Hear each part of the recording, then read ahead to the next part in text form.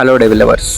Black magic అంటే మనలో చాలామందికి తెలుసు, కానీ అందులో కూడా డిఫరెంట్ ఫేసెస్లా ఉంటాయి. ఫస్ట్ వెల్త్ మీద కొడతారు, నెక్స్ట్ హెల్త్ మీద కొడతారు, ఇంకా తర్వాత చావే. ఈ మూడు కలగలిసిన ఒక స్టోరీ మీకు ఈరోజు చెప్తాను.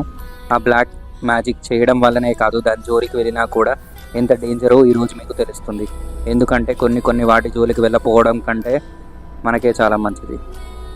సలీం తన జాయింట్ ఫ్యామిలీతో పాటు ఒక చిన్న ఊరిలో ఉండేవాడు. తనకి ఒక చిన్న షాప్ ఉండేది.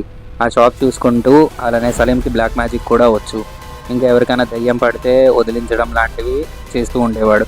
కానీ ఇదంతా తను మంచి కోసమే వాడేవాడు, వాళ్ళ ఊళ్ళో వాళ్ళ మంచి కోసం. అలా ఒకరోజు ఒక అతను సలీం దగ్గరికి వచ్చి వాళ్ళ ఇంట్లో వింత సంఘటనలు జరుగుతున్నాయని చెప్పి కొంచెం అదేంటో వచ్చి చూడమన్నాడు. సరే అని షాప్లో తన పని అంతా కంప్లీట్ చేసుకొని వాళ్ళ ఇంటికి వెళ్ళసాగాడు. వాళ్ళ ఇంటికి వెళ్ళిన తర్వాత ఏం జరిగిందో, ఇంకా అక్కడ దయాన్ని ఎలా వదిలికొట్టాడో నెక్స్ట్ పార్ట్లో తెలుసుకోండి.